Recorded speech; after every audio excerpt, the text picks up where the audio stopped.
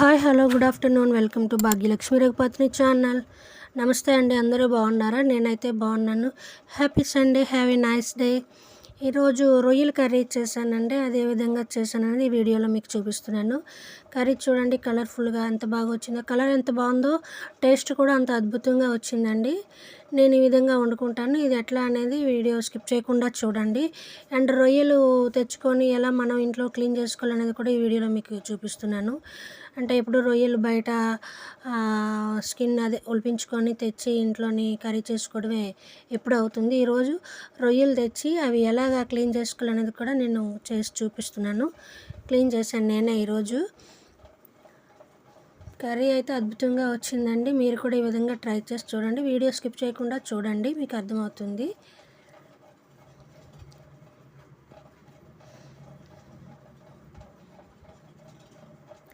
ఇంకా summer start అయింది కాబట్టి మటన్ చికెన్కి కొంచెం దూరంగా ఉండి ఈ రొయ్యలని తర్వాత ఫిష్ అని తింటే కొంచెం ఒంటికి మంచిది. రొయ్యలు అంటే అందరికీ ఇష్టం కదండి. రొయ్యలు ఇష్టంగా మా ఇంట్లో అయితే రొయ్యలు చాలా ఇష్టంగా తింటారు పిల్లలు పెద్దలంతా. అందుకే ఎక్కువ నా వీడియోలో రొయ్యల కర్రీస్ ఎక్కువ ఉంటాయి చూడండి. మన ఛానల్లో డిఫరెంట్గా వండుకుంటూ ఉంటాం అన్నమాట రొయ్యల కర్రీ. ఇంకా వీడియో విషయానికి వస్తే రొయ్యలు ఇదిగోండి, ఇవి కేజీ రొయ్యలు అన్నమాట. కేజీ రొయ్యలు చూడండి, పెద్దగా ఉన్నాయి కదా. ఈ రొయ్యలు ఫస్ట్ టైం అన్నమాట నేను కూడా ఈ విధంగా పొట్టు తీయడం ట్రై చేశాను. అయినా బాగానే వచ్చిందండి. ఈ విధంగా చాలా ఈజీగా వచ్చేసిందండి. ఎంతో కష్టం అనుకున్నాను కానీ ఈజీగా వచ్చేసింది. నేనైతే చాలా హ్యాపీ ఫీల్ అయ్యాను, నాకు రొయ్యలు చేయడం వచ్చేసిందని. వండేస్తాను కానీ ఇవి తీయడం కొంచెం కష్టం అనుకున్నాను కానీ ఈజీగా వచ్చేసింది. కొంచెం టైం పట్టింది. ఇవి క్లీన్ చేసుకుందుకే టైం పడుతుందండి. కర్రీ చేయడం అయితే ఈజీయే కానీ ఇవి క్లీన్ చేసుకోవడం కొంచెం టైం పడుతుంది అనమాట. అవి వన్ బై వన్ అలా ఒలుచుకోవాలి. చిన్నవి అయితే కష్టం కానీ ఇవి పెద్దగా ఉన్నాయి కాబట్టి ఈజీగానే వచ్చేసాయి.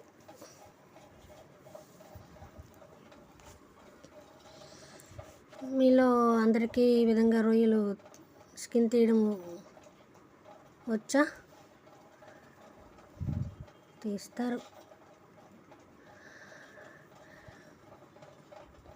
అండ్ ఇలా వన్ బై వన్ తీసుకోవాలి. చూడండి, రొయ్య స్కిన్ తీసే కూడా పెద్దగానే ఉన్నాయి. కాకపోతే అవి స్టవ్ మీద పెట్టి వండుకునేసరికి చిన్నగా చుట్టుకుపోతాయండి.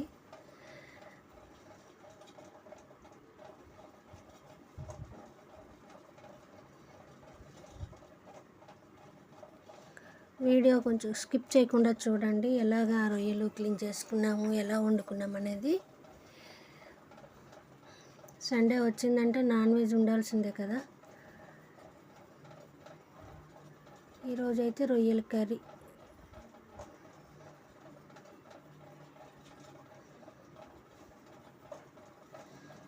నాకైతే కర్రీ వండేదానికంటే ఇవి తీస్తూ ఉంటేనే సరదా అనిపించింది. ఇప్పుడు క్లీన్ చేయలేదు, ఇలాగ పొట్టు తీయలేదు, ఫస్ట్ టైం తీసాను. సరదా అనిపించింది తీస్తుంటే.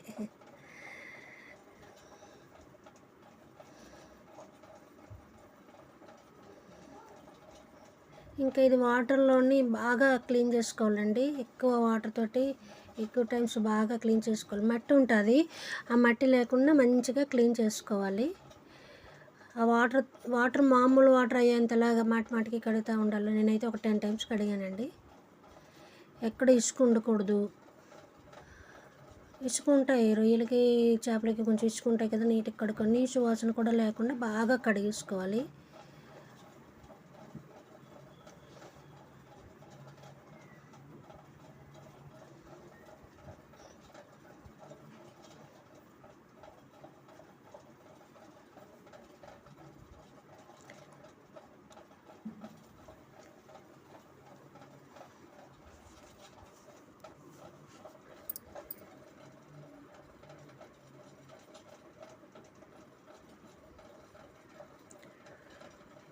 ఇంకా బాగా క్లీన్ చేసుకొని పక్కన పెట్టేయాలి. కానీ రొయ్యలు చేసిన తర్వాత చేతులు జిగురుగా అయిపోతాయండి. బాగా హ్యాండ్ వాష్ చేసుకోవాలి, నీట్గా కడుక్కోవాలి. నేను ఇంకా సబ్బుతో రుద్దా ఇంకా జిడ్డు పోవడానికి. హ్యాండ్స్ బాగా నీట్గా కడుక్కొని ఇంకా వంటలోకి వెళ్ళాను.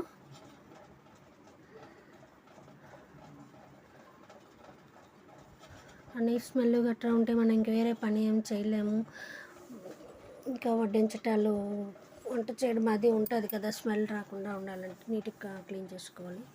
హ్యాండ్స్ బాగా వాష్ చేసుకొని ఇంకా కుకింగ్లోకి వెళ్ళిపోయాను. ఇదిగోండి నీట్గా రొయ్యలు కడిగేసుకున్నాక చూడండి వైట్గా ఎంత బాగా వచ్చాయి. ఇంకా కర్రీ కోసం 2 టమాటాలు, 2 పచ్చిమిర్చి అండ్ 3 ఆనియన్స్, 3 ఉల్లిగడ్డలు, కొత్తిమీర తీసుకున్నాను. ఇంకా అవి కట్ చేసుకున్నాను, చిన్న చిన్న ముక్కలుగా కట్ చేసుకొని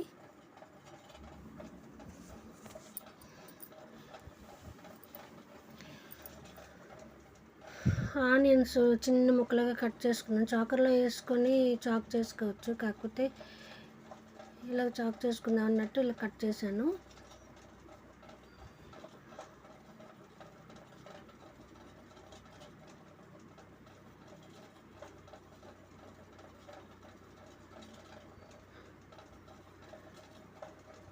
ఆనియన్స్ కట్ చేసినప్పుడు కొంచెం జాగ్రత్తగానే కట్ చేసుకోవాలండి, చేతులు వేళ్ళు అవి కట్ అవుతాయి. నాకు ఎన్నిసార్లు వేలు కూడా కట్ అయ్యాయి.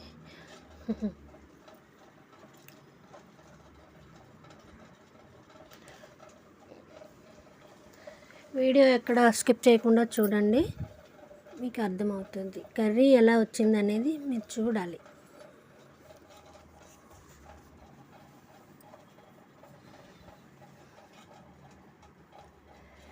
ఇంకా 1 by 1 ఆనియన్స్ ప్లస్ టమాటాలు కట్ చేసి పక్కన పెట్టుకున్నాను. అన్నీ రెడీ చేసుకొని పక్కన పెట్టుకొని తర్వాత వంట చేసుకోవాలండి. మరి భాగ్య గారు ఇలా లాగ్ చేస్తున్నారు అనుకోకుండా కొంచెం కర్రీ ఎలా వచ్చిందని చూసి చెప్పండి ఎలా ఉందనేది.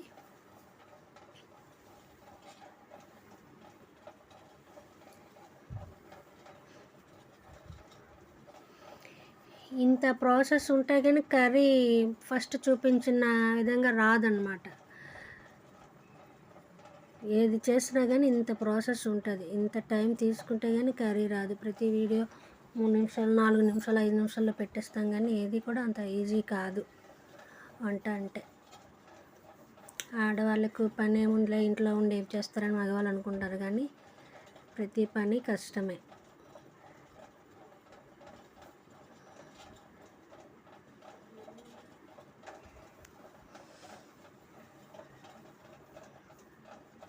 నాకైతే 1/2 అవర్ పట్టిందండి. ఇవి రొయ్యలు క్లీన్ చేసుకొని కర్రీ చేసి మొత్తం వేరే బౌల్లోకి ట్రాన్స్ఫర్ చేసేసరికి 1/2 అవర్ పట్టింది. మీకు ఈ టైంలోని చూపిస్తున్నాను, కొన్ని స్కిప్ చేశాను.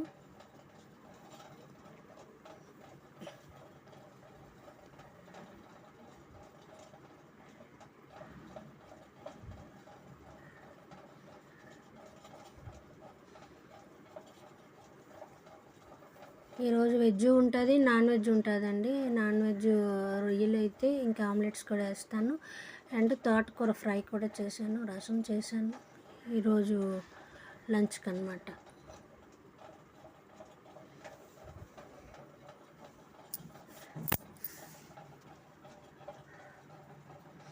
ఇంక ఇలా కత్తిరితోటి కట్ చేసుకోవడం ఈజీగా అయిపోతుంది అన్నట్టు కొత్తిమీర కత్తిరితో కట్ చేసుకుంటానండి, చకచక అయిపోద్ది అన్నమాట.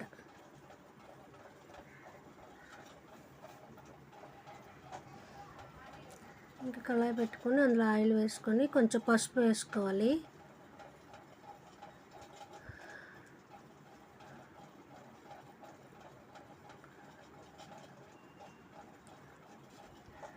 పసుపు ఎక్కువే వాడతానండి, పసుపు గార్లిక్ పేస్ట్ ఎక్కువ వాడతాను. దీనికోసం అల్లం వెల్లుల్లి పేస్ట్ స్టాక్ పెట్టుకుంటాను, అది వేయకుండా అప్పటికప్పుడే దంచేసి వేసానండి. టేస్ట్ బాగా వస్తుందని, చాలా మంచిగా వచ్చింది, స్మెల్ అయితే అదిరిపోతుంది. కొంచెం జీలకర్ర వేసి పసుపు వేసుకున్నాక జీలకర్ర వేసాను, ఇంకా ఆనియన్స్ పచ్చిమిర్చి వేసుకున్నా.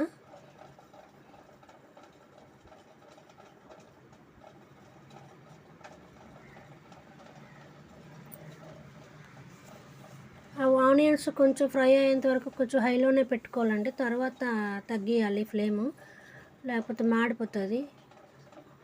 సిమ్లోనే ఉంచామంటే అవి ఫ్రై అవ్వవు, హైలో పెట్టామంటే మాడిపోతాయి. అందుకే నిదానంగా వండుకోవాలి.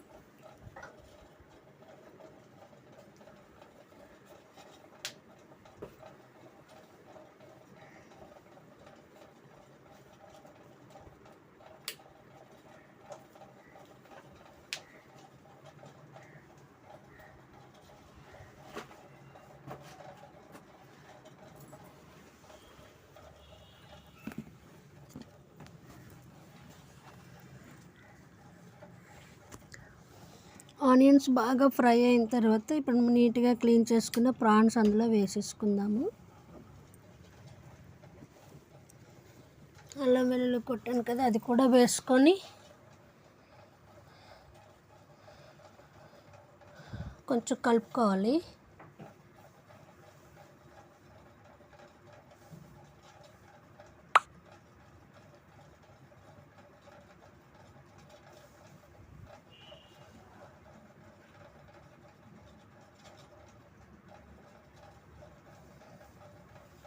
ఈ అల్లం వెల్లుల్లి పేస్ట్ అదే అల్లం వెల్లుల్లి కొట్టింది వేసుకున్నాం కదా, అది పోపులో వేయగానే మంచి స్మెల్ అండి. ఇంకా ప్రాన్స్ వేసుకొని కలుపుకోవాలి. చూడండి ఎంత నీట్గా వైట్గా మంచి కడిగి పెట్టుకున్నాం కదా.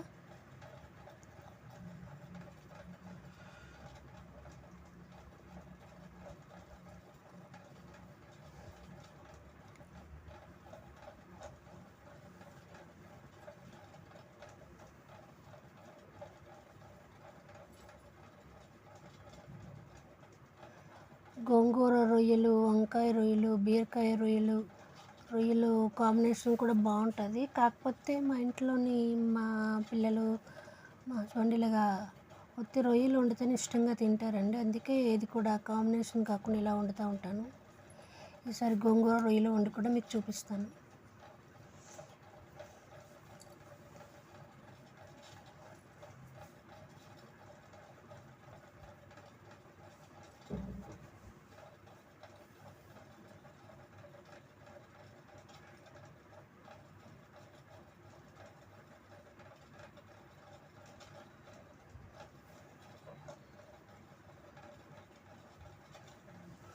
అడుగు అంటుకోకుండా చూడాలండి. ఇది నాన్ స్టిక్ అయితే అంటుకోదు, అల్యూమినియం బౌల్ కాబట్టి అంటుకుపోయే ఛాన్స్ ఉంది కాబట్టి కొంచెం చూసుకుంటూ ఉండాలి. నాన్ స్టిక్ అయితే అంటది. కాసేపు మూత పెట్టి ఉంచుకొని చూడండి, ఆవిరికి బాగా ఉడికిపోయే రొయ్యలు. ఇప్పుడు కొంచెం అటు ఇటు కలిపేసి టమాటాలు వేసుకోవాలి 1 by 1. ఇంకా కారం, సాల్ట్, టేస్ట్కి సరిపడ్డ సాల్ట్ వేసుకోండి.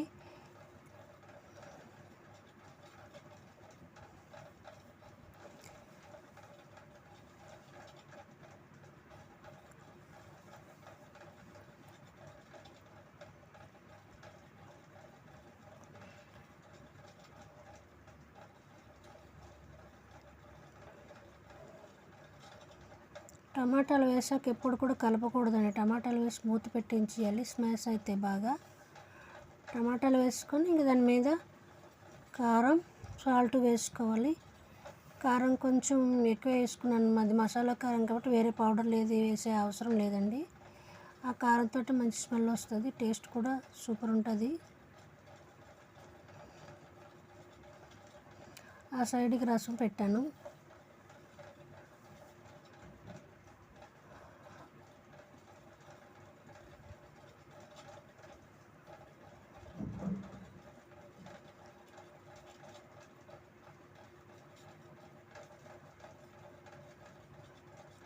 కమ్మగా ఉండడానికి కరివేపాకు కూడా వేసానండి. కరివేపాకు కూడా వేసి ఇంక మూత పెట్టి ఉంచేసాను కాసేపు అలాగన్నా.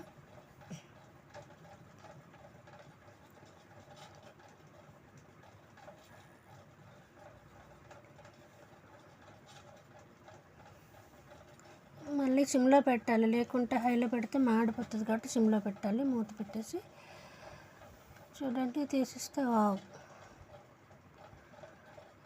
అయిపోయింది. ఇంకా ఫైనల్లీ ఒక పచ్చిమిర్చి వేసుకున్న, కొత్తిమీర కూడా కట్ చేసి వేసుకున్నాను.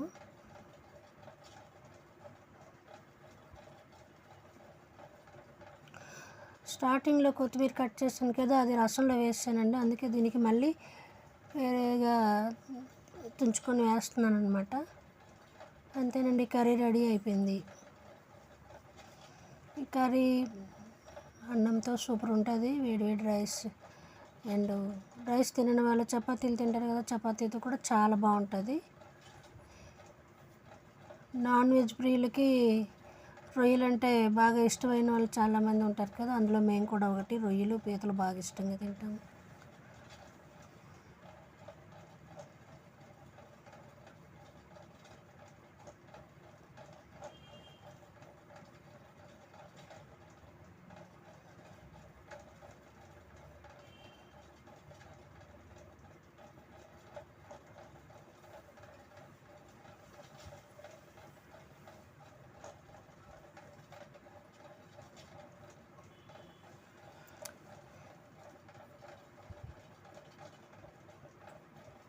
ఇంకా అయిపోయిందండి, వేరే బౌల్లోకి ట్రాన్స్ఫర్ చేసుకోవడమే. కర్రీ అయితే రెడీ అయిపోయింది. ఇంకా లంచ్ కండి ప్రిపేర్ చేసుకున్నా.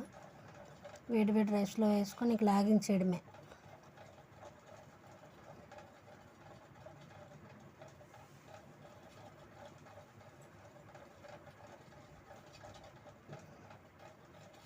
ఇదండి రొయ్యల కూర. నేనైతే ఈ మాదిరి చేస్తాను.